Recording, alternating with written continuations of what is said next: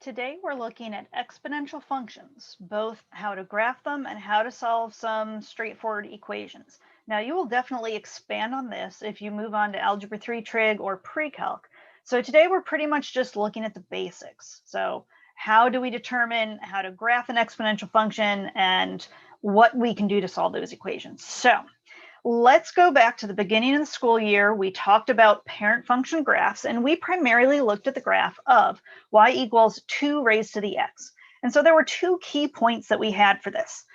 We had one point at 0, 1, and one point at 1, 2. And you can think about that in terms of, again, what are you plugging in for your x value? What are you plugging in for your exponent? Anything raised to the 0 exponent will always yield 1. So we have our first point at 0, 1. And if we put 1 in as the exponent, well, anything raised to the 1 is just that number itself. So we have the point 1, 2. Now, if we changed the base, instead of raising a 2 to the x, we raise a 3 to the x. The only thing that's going to change then is that second point. We still have, if on that second graph, you'll notice we still have the point 0, 1, because again, just because the base changed to 3, when we raise it to the 0 exponent, we still get an answer of 1. And when we raise to the 1, well, 3 raised to the 1 power is still just 3. So that really is the only thing that changes. The overall picture of the graph is not going to change. So we'll still think about where we move these the same way. So thinking about our transformational notation, again, we have 4 values that we could look at. Our A value, which is always going to determine how far we're stretching or shrinking, or sometimes flipping. B value, which comes right in front of the x. Again, we haven't used this too much, but it does the same thing as the A value does, just horizontally. Our H telling us which way we have to move, the negative H moving to the right, positive H moving to the left, and our K value moving our graph up and down. So if we're just looking at those transformations on our first graph, well, we have a 3 stuck out in front of our base. So that means we're going to have a vertical dilation times 3. In other words, we're stretching it 3 times as tall as it should be. We have a +1 in with the x. And so if that's where the h value is, a +1 is really going to move it in which direction? Yeah, it's really going to move it to the left. So it goes left 1. So we would graph our 2 initial points and then perform those transformations on them. Number 2, well, if we have a 1/2 in front now, instead of stretching it so the points look taller, the 1/2 is going to compress those. Technically still a vertical dilation times 1/2, but this is really more of a shrink vertically, whereas when we multiplied by 3, that was kind of a stretch.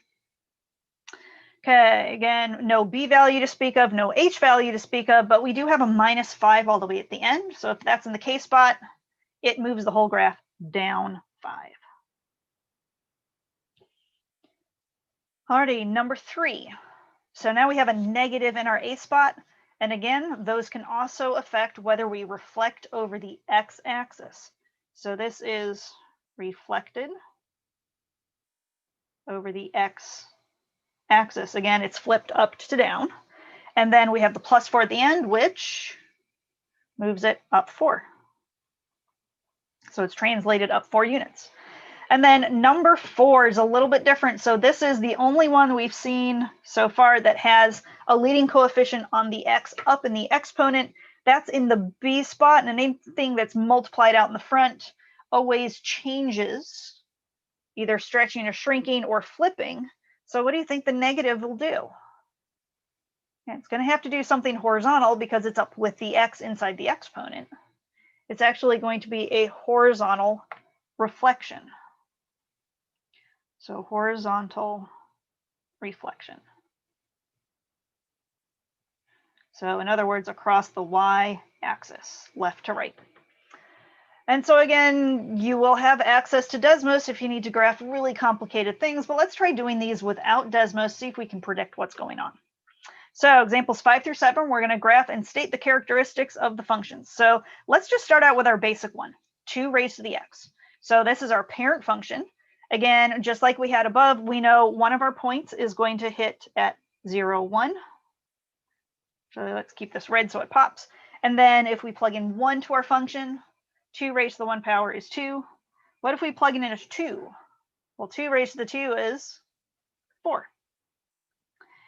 If we continued on with this motion and we went in the other direction, what happens when we raise something to a 1/2?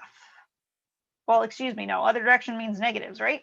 So raising something to the -2 power means we do the reciprocal and raise the denominator to the exponent. So we're going to have fractions with bigger and bigger denominators, which means our numbers are actually going to get smaller and smaller and smaller. So our exponential function looks like this. So my question to you is, will it ever hit the x-axis? If we raise to an exponent, will a number ever become negative? Unfortunately not. You can try it out with a bunch of different exponents, but that number will never come out negative. So we can use the same ideas we did with rational functions to start describing this. So domain, well, I can plug any value I want in for the x, so my domain is all reals. So x is in the set of all reals. Our range, however, if it's never going to actually hit the x-axis, our range is such that our f of x is always going to be greater than or equal to 0. Okay, x-intercept doesn't have one. If it never hits the x-axis, we'll never have the x-intercept. Our y-intercept, though, that was at the point 0, 1. Okay, horizontal asymptote, again, if it never hits the x-axis, that's an asymptote. So since it's a vertical line, it's y equals 0. And so if we had like a plus k or a minus k, that would change our horizontal asymptote and therefore change any x or y intercepts that we have. Vertical asymptote, well, as our graph keeps going out, the numbers are going to get larger and larger and larger, but we can plug in any x value as large as we want into this function. So there is no vertical asymptote. There's no actual limit to how far that graph can go over. So that's a none. Now, as you think about walking along the graph for increasing or decreasing, if I start all the way at the left of the graph and walk from left to right, will I be walking uphill or downhill? Yep, walking uphill. So I'm increasing over the entire domain of this function because I will never have to turn around. So we're increasing from -infinity to +infinity. And that means we have no decreasing sections. So kind of like rational functions, a lot of times you'll have one but not the other. And behavior, as x approaches +infinity, so as we move to the right, the graph keeps going up and up and up. So it's going to be approaching +infinity. And then as we approach -infinity, it's getting really, really, really close to that asymptote, which is y equals 0. Alrighty, next function. We haven't seen one like this, 1/3 raised to the x plus 1. So let's think about these values real quick. So 1/3 raised to an exponent. Let's look just at that first, and then we'll modify it with that +1, which would mean, what do we do with all of our points eventually? Yeah, we shift them all up 1. So I'm going to put my original in red, and then we'll put our f of x in purple. Okay, 1/3 raised to an exponent. So anything raised to the 0, that's still just 1. Anything raised to the 1 power is itself. So if I plug 1 into my function, I actually get 1/3 as my point. That's going the wrong way compared to our original function. We would have thought it would go up in that direction. Well, when you have a fraction, it actually moves everything or makes it look everything's going the other direction. It's not really a horizontal flip. It's just that's what happens with our values. If we raise it to the -1, so 1/3 raised to the -1 power, again, negative exponent means flip your fraction. That really means 3. So -1 up to 3. So that's what my function is going to look like. Looks like it's flipped around, but still having the same kind of behavior. So now if we're going to take everything and move it up 1, and actually I don't even need to do the purple on this. I should be able to just take this image now and select it. Oh, it's going to make me modify that other one. So let's go ahead and draw it. So I can take every point and just shift it up 1 unit. So 1, 1, 1. So that means too, our new graph is not actually going to hug the x-axis. It's going to hug the line y equals 1 because we shifted everything up 1. So domain and range, same thing. Domain is all reals. Oops, curly braces. Our range, though, if we're never going to hit that y equals 1 line, our range f of x is such that f of x is greater than or equal to 1. Alrighty, x-intercept, not going to have one. Y-intercept, it hits at 0, 2. Horizontal asymptote, again, we move the whole thing up 1, so that's y equals 1, and it doesn't have a vertical asymptote. On this one, though, if I start walking from left to right on the graph, am I going to walk uphill or downhill? This one's going to be decreasing over the entire domain, and since the whole domain is all reals, we're going from negative infinity to positive infinity with no increasing section. End behavior, as x approaches positive infinity, f of x gets really close to what number? 1, because that's our horizontal asymptote. And as x approaches negative infinity, the values get bigger and bigger and bigger and bigger. So we're approaching positive infinity. Alrighty, so now let's look at number 7. And this one's a little tricky for graphing. So with the multiple transformations on here, we have the negative, which is going to flip it vertically. We have the -2, which is going to shift everything to the right 2. And we have the +1, which will shift everything up 1. The difficulty is, what order do we apply these in? And this is something that you're going to look at a little bit more in depth when we get to pre-calculus. So for now, let's actually switch over to Desmos and look at the function and use that as our information for graphing this out. So I've already graphed this out on Desmos. And here's what we have. So it looks like we have points at very close to 0, 1, but not quite. And we have a point at exactly at 2, 0. But as we keep going to the left of our graph, again, we're really close to 1, but not there quite. Let's try to pull up another point. Now, as I kind of scroll along here, am I ever actually getting to 1 on my, I'm getting really, really close, but how is that not changing as I'm moving over? Well, keep in mind, Desmos definitely has some rounding that it's looking at, so it only goes to so many decimal places. So once it gets past that, while it's reporting 1, really, it's just really, really close to that 1. It's not quite approaching it. It's just the numbers are so small that there's not enough memory for the program really to handle it. So let's go ahead and graph that out.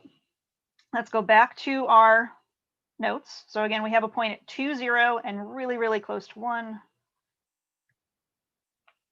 So we have a point at 2, 0, really, really close to 1, but not quite getting there. And this is our graph. And this point was pretty much at 0.899. And then we have a point at 2, 0. And we need to know those because we are being asked what our x and y intercepts are on this as well. So domain and range, and actually, to be more accurate, this part of the graph should definitely go much steeper down. There we go. Domain, again, we can plug anything we want in. So x is such that x is in all reals. Our range, we can't go above that line y. So f of x such that f of x less than or equal to 1. X-intercept hit at 2, 0. Y-intercept was at approximately 0.899. Horizontal asymptote, again, we're getting really close to the value y equals 1. Vertical asymptote, there is none. Increasing or decreasing? We're definitely decreasing against the whole graph. So from negative infinity to positive infinity with no increasing interval. Our end behavior as x goes to infinity, so as we move to the right on the graph, our values get smaller and smaller, so going towards negative infinity. But as we move to the left towards negative infinity, we are actually getting really, really close to 1. Alrighty, if you need to take a quick stretch break, now would be a great time to do that before we do our second piece with solving equations. Alrighty, so let's solve some rational equations with these. Again, we're not getting super in-depth with these. We're only going to do 4 quick examples. But the biggest thing is we are going to have to rewrite some things with our bases. Our idea is if we have the same base, then we can set the exponents equal because everything will match up both sides of the equation. So as an example, I could rewrite the expression 100 raised to the x. Well, 100 is the same thing as 10 squared. So actually, I could take that expression then and use my exponent rules. Well, 10 squared raised to the x, I could really write that as 10 to the 2x because we can multiply our exponents. I can do the same thing with negative exponents, switching back and forth between fractions. So don't forget, a negative exponent actually means take the reciprocal of that fraction raised to that same power. So 2 raised to the -1 would actually be 1/2. So we're going to change the expression so they have the same base. We'll set the exponents equal to each other, and then we'll solve that out. And don't forget, step 3 says, recall, a negative exponent is always going to, let's see, kind of flips the base. It takes the reciprocal of that base. Now, here's the kicker. We cannot have a negative number on our base. And here's why. As we're looking back, I'm actually going to go up to our original functions, beginning of the notes. Do we ever go below kind of that imaginary horizontal line? We never get negative numbers unless we start doing something like we did in number 7, and we have a negative out in front of the function. So our exponents are always going to come out with positive answers unless the equation is modifying it elsewhere. So here we go. Number 8, 3 raised to the x equals 9. Well, isn't 9 a power of 3? Well, yeah. So let's rewrite it. 9 is really 3 squared. And so now our bases are the same. So x equals 2. Piece of cake. Okay, 3 raised to the 2x minus 1 equals 27. But isn't 27 a power of 3? Huh. So let's rewrite it. So 27 is really 3 cubed, and now we have the same base. So set your exponents equal. 2x minus 1 equals 3. Move your 1. Divide by 2. Easy. The trick is seeing the bases. So number 10, 25 and 125. Well, is there another way to write 25? Oh yeah, 25 is actually 5 squared. What about 125? Can I write that as a power of 5? Well, yeah, 125 is actually 5 cubed, right? Because 25 times another 5 gets us up to 125. Now I need to use my exponent rules on this. If I have 5 squared raised to the x, I can take the 2 and the x, and they get multiplied. And so if 5 to the 2x equals 5 cubed, that means 2x equals 3, or x equals 3/2. Okay, last one. So 4 raised to the x squared plus 2x. I might need to use some factoring to solve this eventually, but first, how can I turn a 1/4 into looking like it has a 4 as the base? Wait a second, I can use that negative exponent trick. So really, 1/4 is 4 raised to the -1. Now I have the same base, so x squared plus 2x equals -1, and I'm right back in quadratics. If I add 1 to both sides, I actually have a very factorable quadratic. So that's x plus 1 times x plus 1, setting each factor equal to 0, but my factors are the same, so I could solve the same one twice. Let's save time. So x equals -1. We have a repeated solution because of the x squared, but same number would come out in either scenario. As always, let me know if you have any questions. So for today, again, like yesterday, because I know people might be going back and looking at your tests, you have a graded practice. It is technically still through Schoology, but it's one of those that has a lot of different components. So you have up to 7 tries on this one, because I know there's a lot of pieces to check on it. And again, if you need extra questions, or if you need to ask extra questions, or need me to clarify anything from the video, let me know.